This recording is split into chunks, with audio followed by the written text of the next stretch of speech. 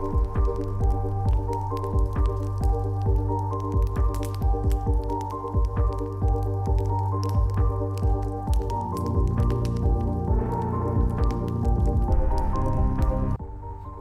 welcome back to Hollywood Reacts.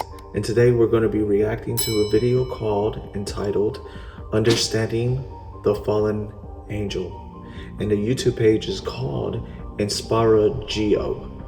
And in the descriptions about the painting, it states, Alexandre Cabanel dared to paint Lucifer like no one had before, with a slender body reminiscent of a Greek god, filled with rage and shedding a tear from his eyes, humiliated, defeated, and possibly thirsting for revenge.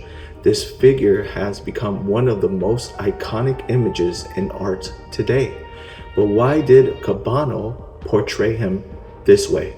What inspired him to create such a masterpiece?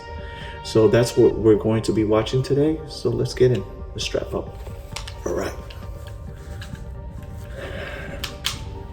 Let's go.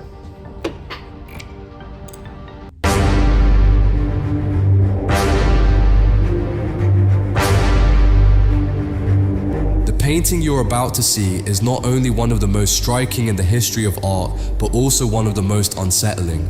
Within it hides a gaze that says it all, a flash of rage, humiliation, and defiance that grips us the moment we lock eyes with it.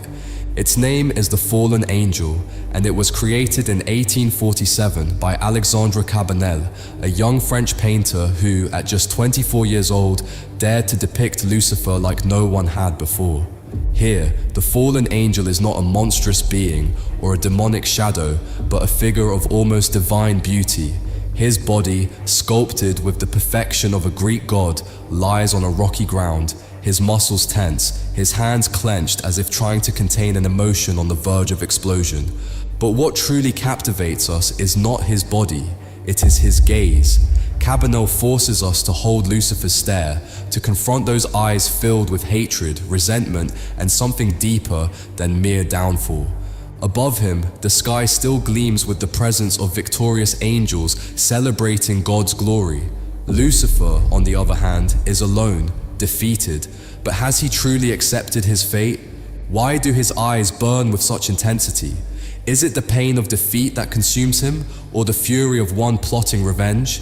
Is he gathering strength to rise again, or simply drowning in his own despair?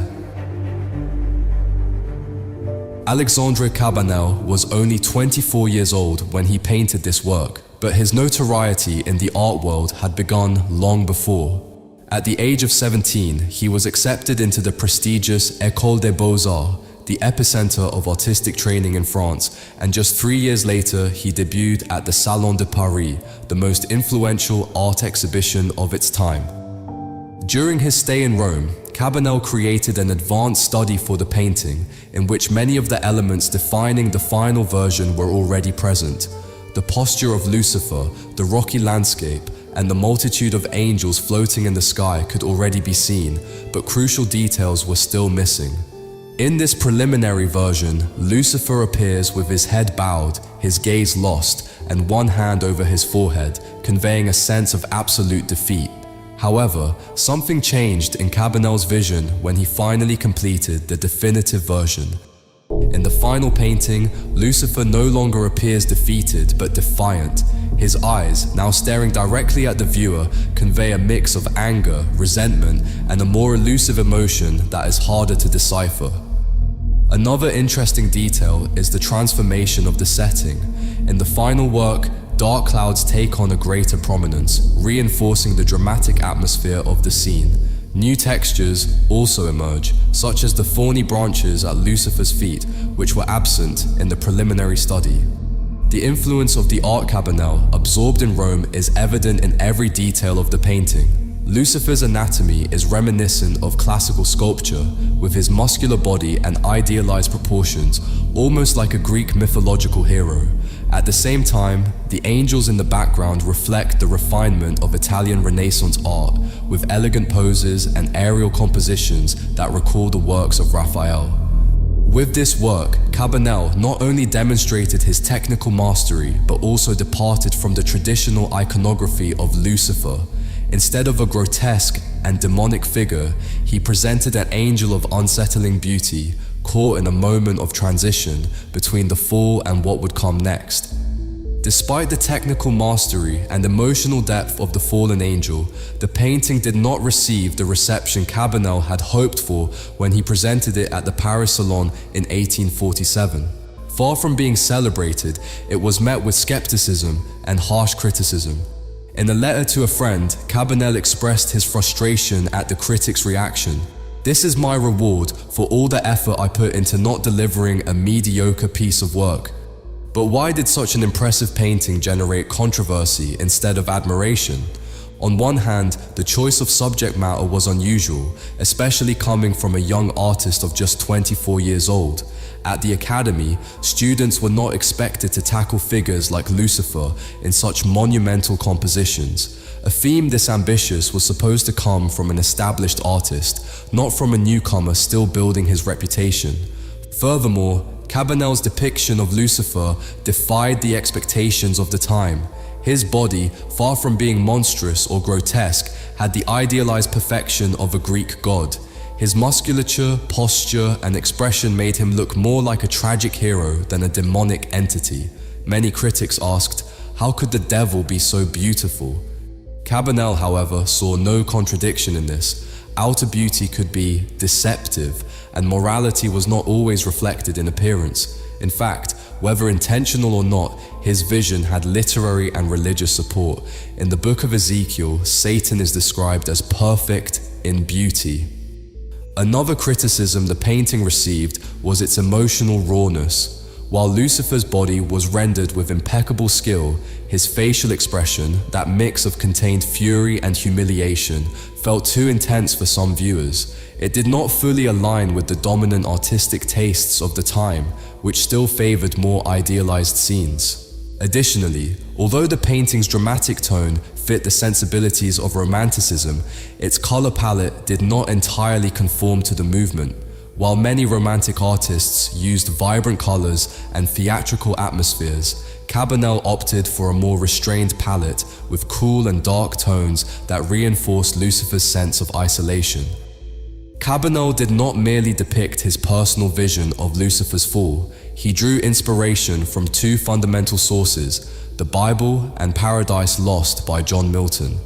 The biblical story of Satan's fall is described in the book of Revelation, chapter 12.